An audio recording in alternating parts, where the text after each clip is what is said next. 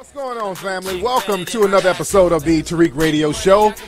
I am your gracious host. My name is Mr. Tariq Elite Nasheed, also known as King Flex, K Flex, Tariq Nasheed, whatever you want to call me. I'm here, and I'm back in Los Angeles. I was over in Holland doing a series of lectures this week, and the show is a day late, but I'm here.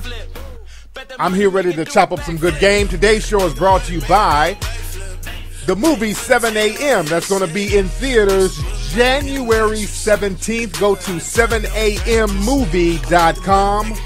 Real good game about getting your economic base popping. That's 7ammovie.com. And today's show is brought to you by the Hidden Colors film, Hidden Colors 1, 2, and 3. That's Hidden Colors 1, 2, and 3. You can get that at hiddencolorsfilm.com. And since it's a holiday, ladies and gentlemen, we got a brand new Macish package that's on sale today, ladies and gentlemen. And this sale is going to be going on until next Wednesday.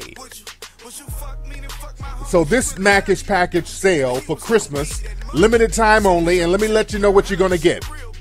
On this year's Macish package, that's only available for 1 week, ladies and gentlemen, you're going to get 8 items.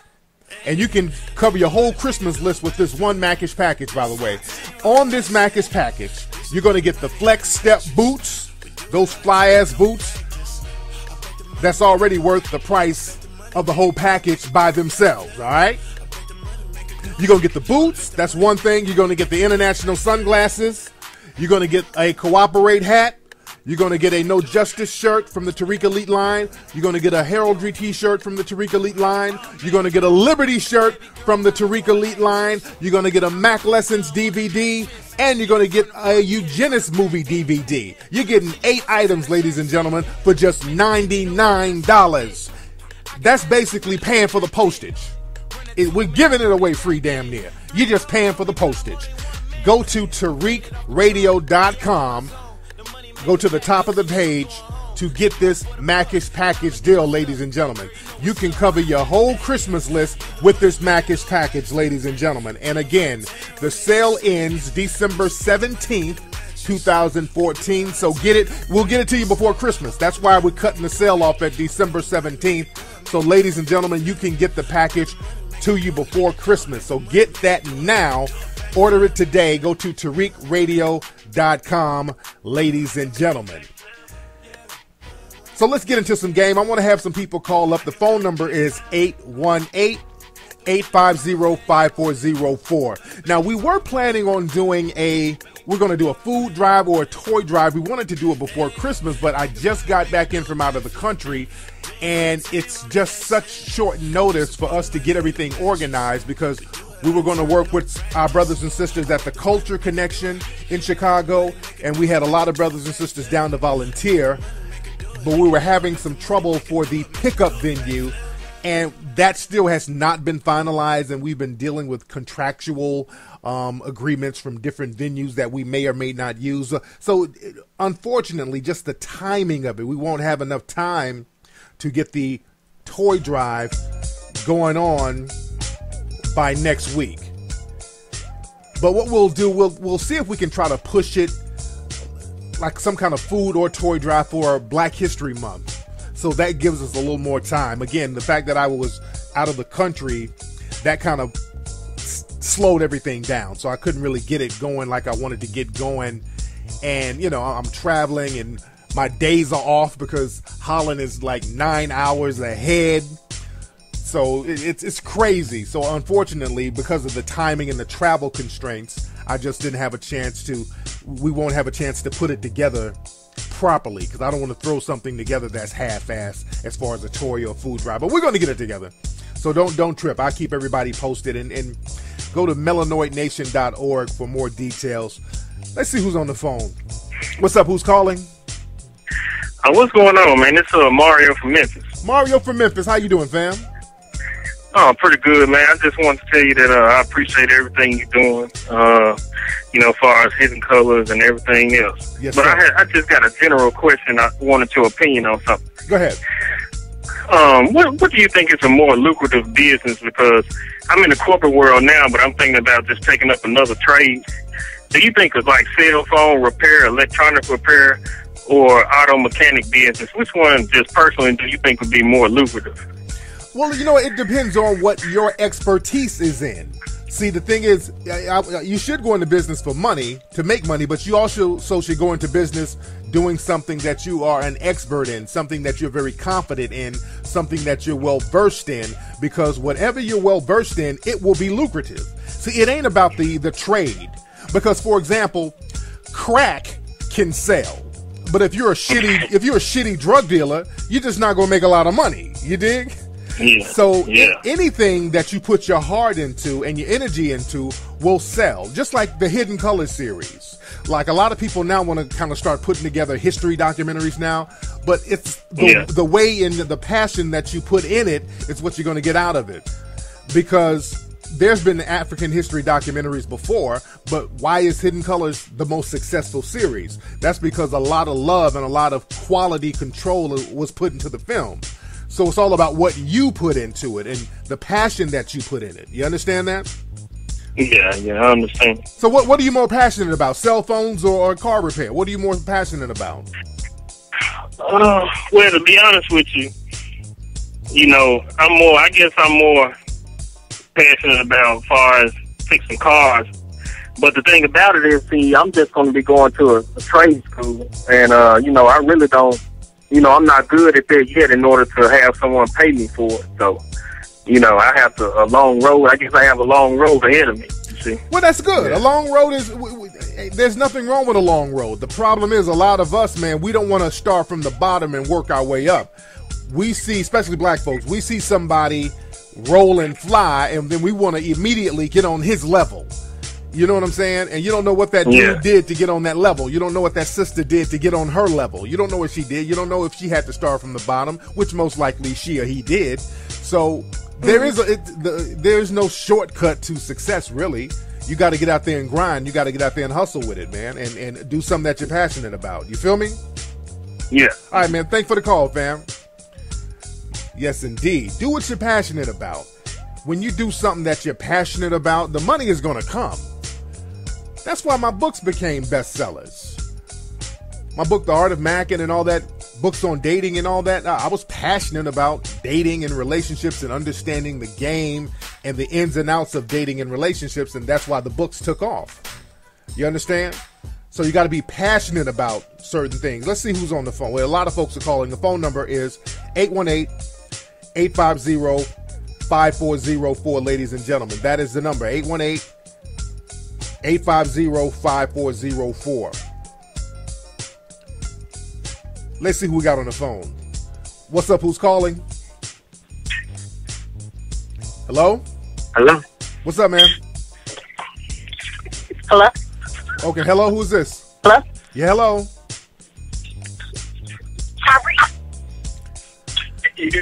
Tariq. Yeah, okay. I know you hear me. I know you hear me. Don't ignore me. I was a stalker. Okay, this nigga and his lady on the phone on crack. Look at you niggas. Just both of y'all on that narcotic.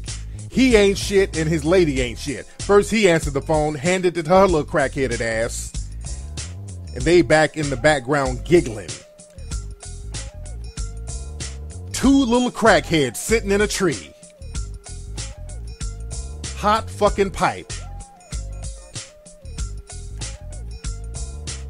Water seeps its own level. You know, sometimes when people date each other, sometimes people complain about getting with the wrong people. Sometimes you with the right motherfucker.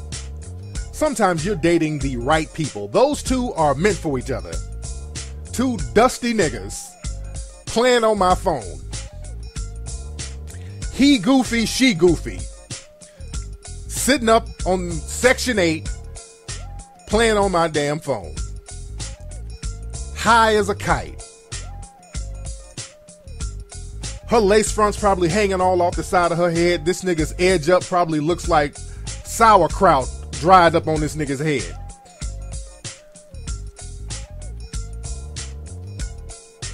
The number is 818-850-5404. It's just amazing.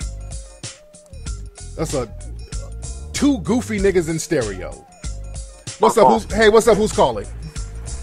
Yo, Tariq, what's good, man? This your boy Thoroughbred Dread out of Atlanta, Georgia. Thoroughbred Dread, how you doing, family?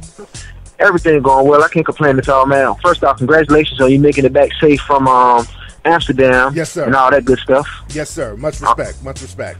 Okay. Really, I just wanted to call and tell you that, congratulations on making it back. How was it? And also, I wanted to also say that me and my brother are actually on the way to do something for our community in the wake of a lot of different scenarios, not including the Mike Brown situation and, the New York situation, but a lot of situations that happen in our local community. And we actually are putting, hold on one second, I'm sorry. We're putting something on for our community as far as just having a outreach that people can pretty much come out and just say whatever they feel and come together and make certain scenarios so we can make our community better. Absolutely, man. Absolutely. Brother, are you in a car chase right now? What's all that noise in the back, brother? I'm actually in a car, and we headed to the meeting right now as we speak. So that's the situation. So it's a holiday season, and a lot of cars and traffic and so on. Okay. It sounds like y'all speeding down the street like y'all just robbed a damn check cashing place or something, brother. But no, we ain't around the check cashing place. But what's the name? What's the name of the venue that you guys are going to, so people will know? The name of the venue is called Stop the Violence, and it's called Increase the Peace. There was a young girl in Atlanta, in Latonia, Georgia, November 23rd. She was waiting at the bus stop, basically, and a random dude walked up to her. He was 18 years old, and the girl was 19. A random dude walked up to her, shot her, and killed her, and robbed her, and just left like it was nothing. It was a senseless crime. Right. So instead of letting this situation be another situation that we just sweep under the rug, I wanted to have a community meeting with everybody in Latonia, Georgia area. So that's basically what this is. And the place where it's going to be held is Silk 2 Bar and Grill. It's on Farrington Road in Latonia, Georgia. And it's supposed to have started at 7 tonight, but it's so much traffic, and you know how sometimes we be on CP time. Just like you be on CP time, Tariq. Yeah, I am today, definitely. I'm doing the show a day later, yeah. Hey, same here, man. I'm the one hosting the show, man, and I'm everybody calling me, where you at? But I'm 2 minutes away from the venue now. But that's what this is, Tariq. I wanted to make sure, instead of just letting this situation be another situation that people who just rest in peace and and we just sweep it on the road. I wanted to make sure we had we bring some solutions to the table so we can possibly stop something like this from happening again. And there you go, and man. Also, man, go ahead, Tariq. All right, thanks for the call, brother. All right, I can't let the brother go on and on. That's another thing. So a lot of folks call up and just kind of go on and on and on. Okay, brother, I get the point out. Let's get to the point. Shut it down and keep it pushing. There you go, fam. Let's get to the point. Say what you got to say, and let's keep it pushing. We got to get the flow of the show going. All right. Let's chop up some game. There's a lot of stuff going on. From what I understand today, and there's a lot of protests still going on all over the country. And up in Oakland, and this is something that people got to be very careful of, speaking of people doing activism work and protest. In Oakland, there were some undercover cops who were posing as protesters who were outed. And I've been saying this before, man. A lot of these people that you see out here protesting from the dominant society, a lot of these people are agent provocateurs and undercover cops. Let's just, if you want to keep it 100. All these people you see, walking around, the hands up, don't shoot. A lot of these people are undercover cops and agent provocateurs. Some people are there to monitor people. They're out there posing like protesters. They got the signs and all that old stuff, and they're monitoring activity and reporting activity back to their supervisors. Some of them are actually agent provocateurs who are trying to instigate certain situations so that there could be a heavily policed area presence there. This is what happened with these cops up in Oakland. These two cops, one was white, and I think the other one may have been black. He had on like a mask, and his face was covered, rather. And they were marching with protesters, chanting with the protesters, but some of the protesters said that these two particular people were banging on windows and hitting stores and hitting cars and all this, trying to rile people up so they could start looting. And when the other protesters called them out and stepped to them, all of a sudden they pulled out their guns and badges. And then they called backup, and then uniformed cops came to back them up. And there's pictures of this circulating on the news wires today. And this happened up in Oakland. One of the white cop, the undercover cop, pulled his gun out on reporters, people from some of the national news outlets, while they were arresting one of the protesters, one of the real protesters. So people, you got to be careful out here. You got to be very careful out here who these people out here marching with you. Because, see, the white supremacists, they got all this stuff locked down. They got all of it. They're playing chess out here. They got all their pieces covered. So we got to watch out what's going on out here. And again, the whole world is looking at this situation. When I was over in Holland, they were talking about this. They were talking about what's going on over here. They were really, really interested in what we were going to do, what were some of these solutions. They were very well acquainted with the situation that was happening over here, as far as the black folks getting killed and no justice being served. Let's see who's on the phone. Okay, come on, phone. What's up? Who's calling? Hello? What's up, Chris? What's up? Who's this? This is Johnny calling from D.C. Johnny from D.C. What's on your mind, Johnny? Hey, man, I'm not sure if anyone's brought this up yet, but I'd like to get your thoughts on the Hollywood TAC Sony from Sony execs and the racially insensitive email comments. Yes, good question, man. I read all that today, man, and it's very interesting. What the young man right now is talking about, Sony executives, there were some emails that were hacked from them, and they were talking real greasy about black folks. They were talking real greasy. They were talking greasy about Kevin Hart. They were talking greasy about Obama. Some of these people in Hollywood, they're having some kind of fundraiser for Obama, and a couple of big wig Sony execs were talking about, well, when we do this fundraiser for Obama, what movie should we ask him does he like? 12 Years a Slave. What other movies did they say? They were saying all these little black movies. 12 Years a Slave, The Butler. Right. You name it. All these black movies with butlers and maids, they were gonna referencing this to Barack Obama. And what's more interesting is what they were saying about Kevin Hart. And this just shows how devious people are as far as our brand and how they will manipulate us in the media. These execs were complaining that Kevin Hart was asking for money to promote some new movie. I think this new movie he has coming out. And I think they wanted him to tweet about it. And Kevin Hart was like, well, let me, break bread. Let me get some more paper. And they were like, Kevin Hart, he's a whore and all this old shit.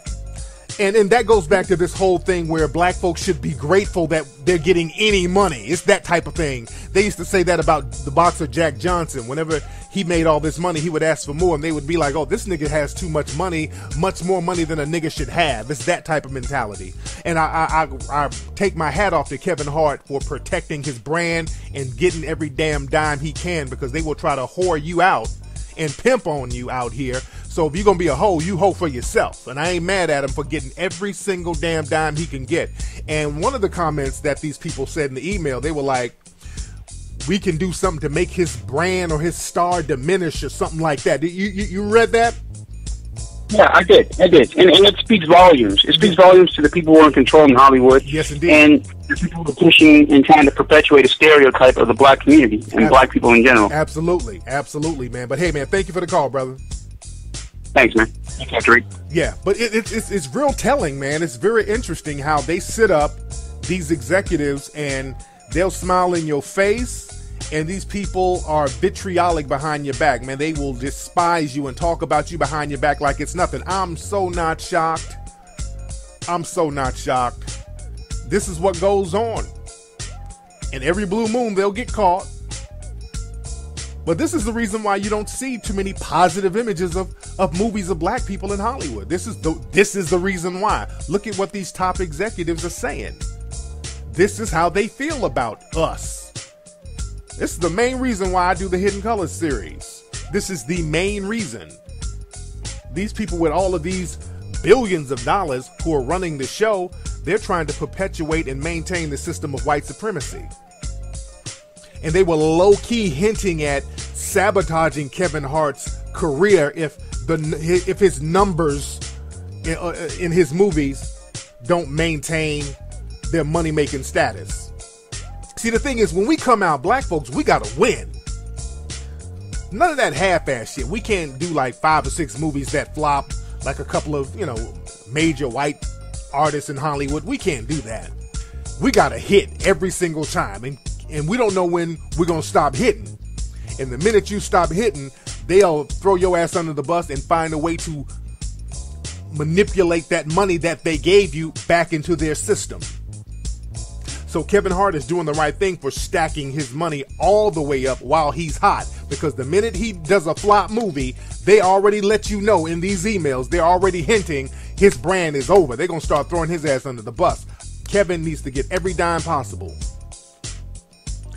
That's why Bill Cosby is being thrown under the bus. See, Bill Cosby is not really a money-making brand in Hollywood no more. So they have no problem throwing him under the bus and funneling that money that they gave him back into the white community. That's why they keep wheeling out a new white woman every week talking about she was sexually assaulted by Bill Cosby. Now, some of these stories are just beyond unbelievable now. It's almost silly to this point. At this point, some of these stories about Bill Cosby, it's silly to the point where it don't even make sense. Some women say they were drugged over and over again. It's starting to just, they're making shit up as they go along, it sounds like. And they got some of these white supremacist lawyers out here trying to get that paper, trying to figure out ways to get the money back. And the former model Beverly Johnson, she just did a story, I think it was in Vanity Fair, where she was talking about, now she's claiming Bill Cosby sexually assaulted her after he drugged her or something like that. So she's trying to get in the mix. And Beverly Johnson, beautiful black lady, now she's trying to get on the bandwagon. And black folks got to understand this. When they do these slander stories like this, some of the black people try to jump on the bandwagon. I don't know if they're just satisfied with getting the renewed attention. I don't know if they think that they're going to get a payoff too. These payoffs are never for the black folks. This is why the 1 or 2 black people who have come out against Bill Cosby, there's no money going to them. Ain't nobody talking about representing them as far as the law or any kind of lawsuits. No money is going to them because that would defeat the whole purpose of this whole slander campaign against Bill Cosby. The name of the game, and like I've said before, is to get the money and the resources away from black hands. All of those millions of dollars that's going to be potentially passed down to Bill Cosby's heirs, they're trying to get that money back into the white society. And taking it from one black person and giving it to another black person, that ain't gonna happen. That's why they got all these white women on TV talking about filing a class action suit. See, y'all got to understand the chess game here. This is a big ass game of chess, and there's some black people sitting up here trying to co-sign these white supremacists. Y'all don't understand the game, and this is why we keep losing, because we got a lot of Negroes and Negresses out here who don't understand the game. They don't understand propaganda. And again, Bill Cosby too, and I put some of the blame on him for allowing the white supremacists to manipulate him to get rid of his black base by bad-mouthing black folks. See, Bill brought a lot of this on himself by bad-mouthing black folks. He was setting himself up for failure, and the white supremacists gave him enough rope to hang himself. I did a whole show about that. I don't want to revamp that. But that is what it is. Let's get another call here. What's up? Who's calling? Yeah, what's going on, Tariq? This is Cal from Montgomery, Alabama. What's happening, man? What's up, Cal from Montgomery? What's on your mind, fam? What's good, man? Yo, I had a very poignant question, bro. Okay, how is it that, and I was watching some of the things that you were posting about Amsterdam. Yes. How is it that we are looked down upon, supposedly, with white supremacy? And I know that's the case, but we always end up at the topic of conversation. They want to be like us. They want to wait on everything we do. They want to copy us culturally. Like, why is that? Because our status basically creates the white supremacist identity. And let me repeat that again. Our status creates the white supremacist identity. The good thing about being a white supremacist is being, quote unquote, supreme over other groups of people, particularly black folks. So that's the only thing that gives a white supremacist their identity, them shitting on us, them coming up with ways to disenfranchise us, them coming up with ways to incarcerate us, them coming up with ways to keep us on an unequal level. That's the only thing that keeps some of these white supremacists waking up in the morning.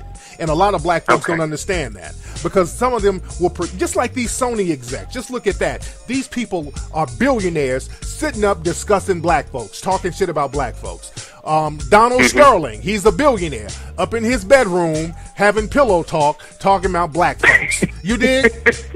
Yeah, and people pretend that we're not on their mind. Because I had a white supremacist dude tell me, he was like, well, Tariq, it ain't like us white people are just sitting around discussing you blacks all day. And I'm like, basically you are, because y'all come up you come up with all types of think tanks and different secret groups to come up with ways to do stuff to us. You dig? So it's a 24-hour day thing that you guys have going. You have institutions designed to disenfranchise us. So it's a constant thing.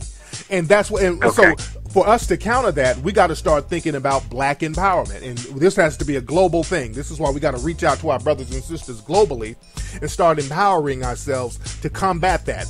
Because this is what they say about us, and this is what they do about us every day. We are on their mind. The white supremacists, we're on their mind. So we got to protect ourselves daily. See, we out here just playing around, bullshitting around, and not trying to empower ourselves, thinking that nobody's paying attention to us. And people are plotting on us daily. So we got to get serious about empowering ourselves. You feel me?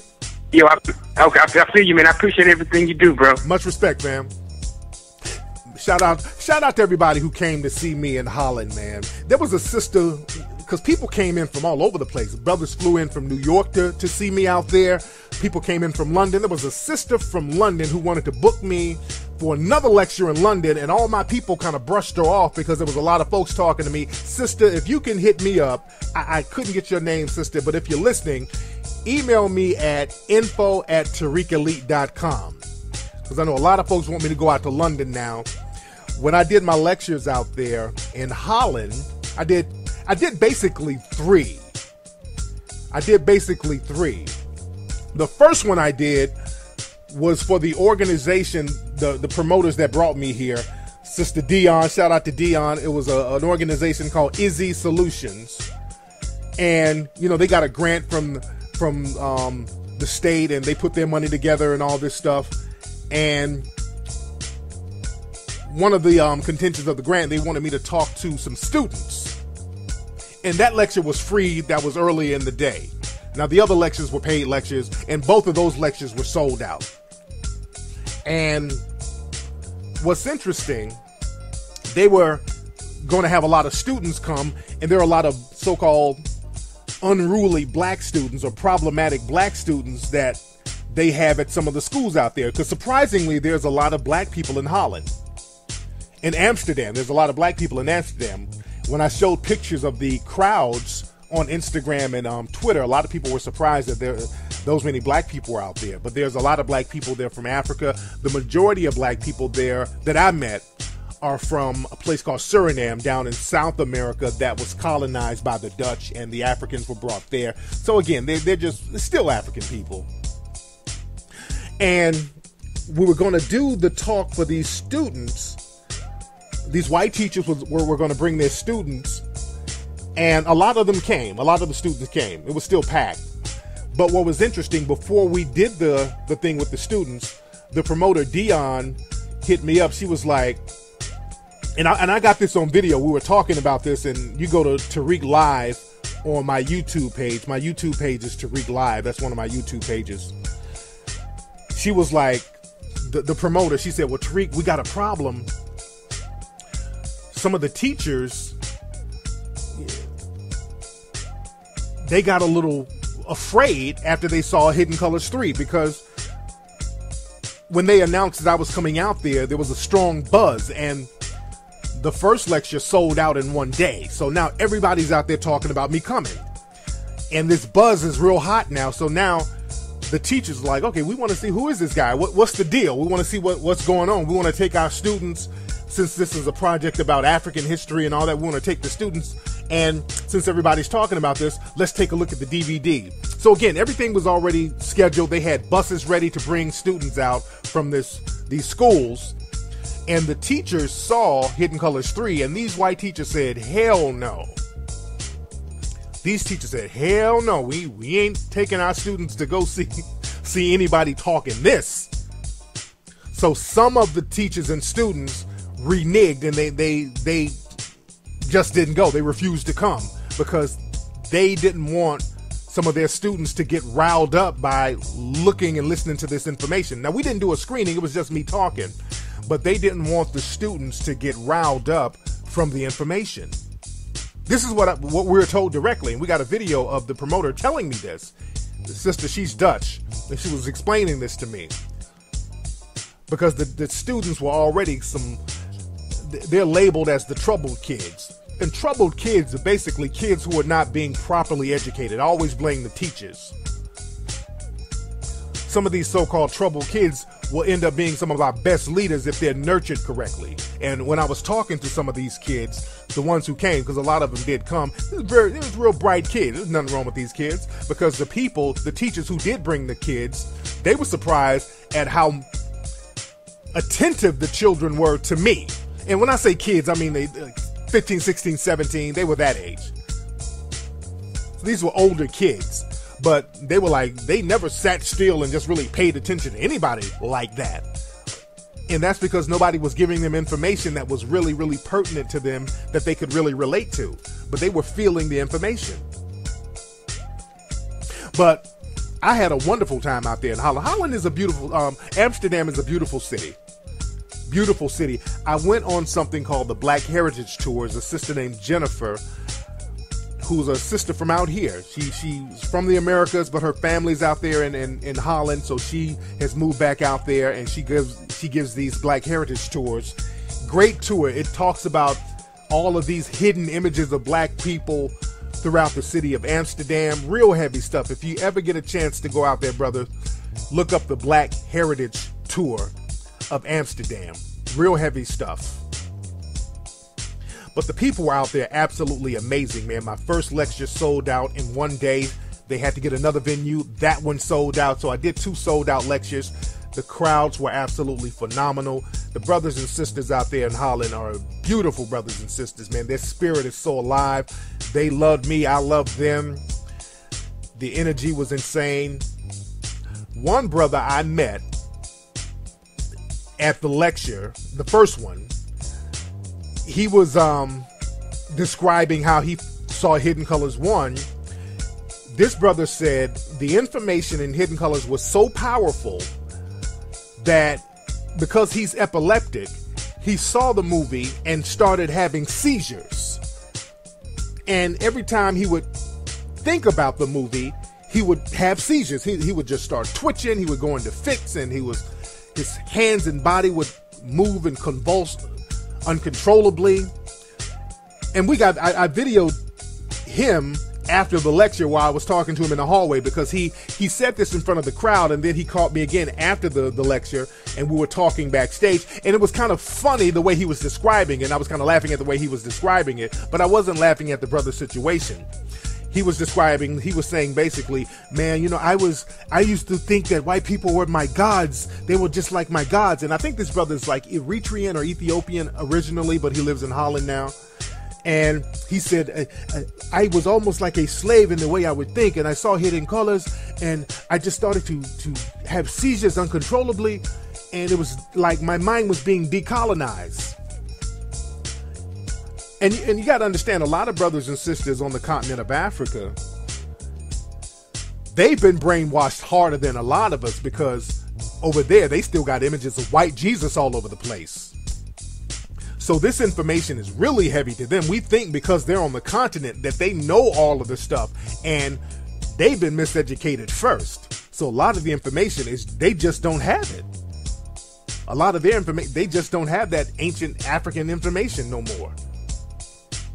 So this brother, man, when he was talking about having a seizure after watching Hidden Colors, that was powerful because, like they say, man, seizures, they say, represents demons. That's like demons coming off you. That's been an old saying, old wives' tale. And white supremacy is an evil spirit. It's an evil, unjust spirit. And when you get the truth, sometimes your body can't take it. That's why a lot of black folks, there's a lot of people out there with that coon spirit who don't want nothing to do with the Hidden Colors series, because being in a shitty situation sometimes is comfortable enough for you. Sometimes being in a pissy diaper is comfortable. A wet pissy diaper is comfortable. It's warm, it's wet, but it's warm and you're used to it. And then when you take a diaper off, that's when you start crying as a baby. You cry because now you're exposed. The cold wind is hitting you. You don't have that comfort zone no more. Even though that comfort zone is bad for you, you don't have it no more. So being changed, even though you need to be changed, can be uncomfortable. And there are a lot of black folks with that coon spirit who don't want to be changed, because now when you get that white supremacy spirit off you, now you're vulnerable, because now you don't know what to do, because you haven't been on your own. You haven't been independent. You haven't thought independently. You don't know what to do. So now that coon spirit is off you, that slave spirit is off you. Now you got to think for yourself. Now some people take that different ways. And again, when this brother's talking about having a seizure, that was them coon demons, that white supremacy demon being exorcised off that brother. Because again, melanoid empowerment, that's a spiritual thing. You're getting back to your spiritual essence. This is why the white supremacists have always tried to stop us from practicing our own ancient African belief systems. This is why they always try to tell us, well, you ain't like them Egyptians and all that, all those hieroglyphics, that ain't you, that's us. That's why we're putting out movies with our faces on it. See, they don't want us to tap back into that metaneta. They don't want us to tap back into those hieroglyphics. They don't want us to tap back into that voodoo. They don't want us to tap back into that. Last time we got into that voodoo over in Haiti, there was a revolution. They ran all the infidels up out of there. So they know that African spiritual system is powerful. And we got to tap back into that melanoid empowerment. And that's what we do by spreading the truth. When we spread the truth to each other and bond with each other and reach out to each other globally, create our own global grassroots outreach program, that's power. Because we got to stop depending on the mainstream media outlets for all of our information about each other and them finding out information about us. Because as you see with some of these executives putting out these racist ass emails, they ain't thinking about empowering us at all. So it's going to have to be a grassroots effort. This is why we got the internet, social networking, and again, some of these feds, they're monitoring these social networking sites, but that's okay. Because all we're doing is reaching out with each other. That's it. We're not doing anything nefarious, anything evil. We're reaching out to our brothers and sisters globally. And we need to continue to do that. And we need to continue to travel and reach out to brothers in London, Africa. Stop falling for that Africans got the Ebola virus nonsense. I'm going to go out there pretty soon to do some filming for the next Hidden Colors 4. I will definitely be out there. And I want to reach out to more brothers and sisters worldwide. I can't wait to get over there to London. Because they feel us. They're going through some of the same things we're going through. They're going through police brutality over there. They're going through a lot of stuff over there that we're going through. Discrimination, housing discrimination. Same thing. So we need to reach out. Beautiful people. Fine sisters, by the way. They got some beautiful sisters over there in Holland. Beautiful African sisters. And they choose hard, too. I'm married, but shit, they choose hard. So you single brothers over there, you want to try to come up, go to Holland, man. They got a lot of nice fly sisters that's choosing heavy. But I digress. Let me get one more call before I get out of here. What's up? Who's calling? Yeah, how's it going, Flex? What's up? Who is this? This is Jay, man. Calling from New Orleans, bro. Want to congratulate you for your trip out to Amsterdam there, man. Yes, indeed. Much respect, brother. Yes, sir. How's it going, man? I'm good. I'm just chopping up game. What's on your mind real quick? It's not real quick, man. I'm having a female issue. I don't know if you can address it right now. Let's address it real quick. Let's give me the shorthand version of it. Shorthand, man. Met this chick. We were friends since high school. We rendezvoused real quickly.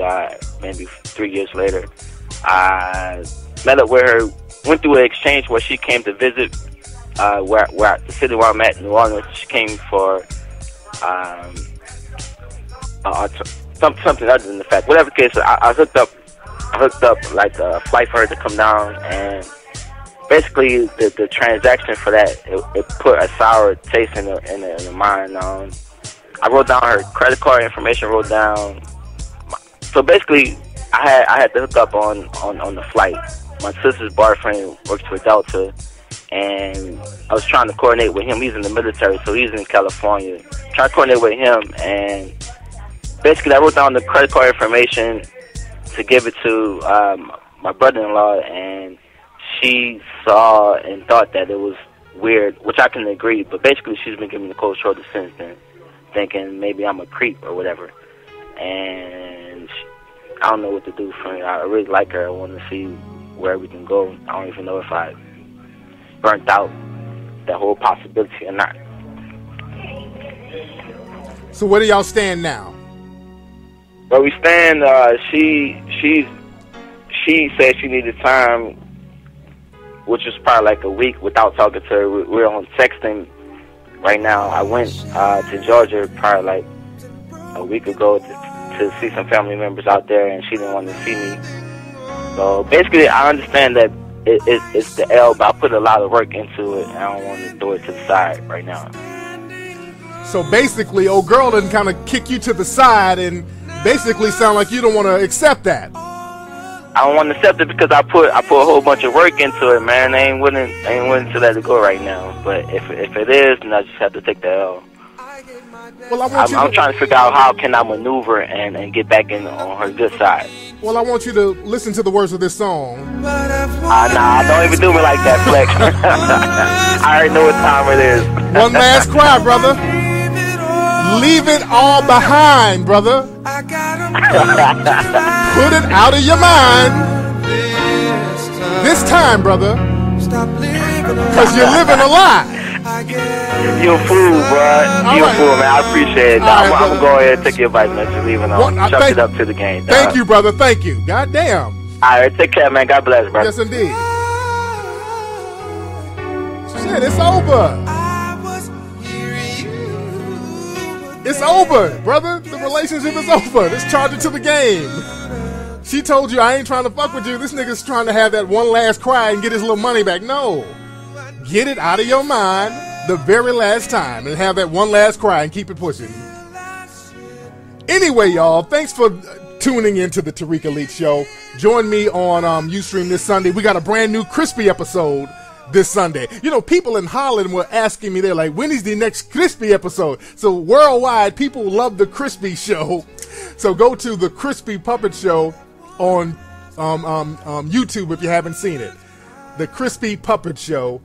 That's our web series, our comedy web series, and we got a new episode of the Crispy Show coming up this Sunday. So y'all tune in to Ustream, and I will holler at you, ladies and gentlemen. And don't forget, go to TariqRadio.com for the brand new Macish package. Get that right now, ladies and gentlemen. I'm a holler. Peace.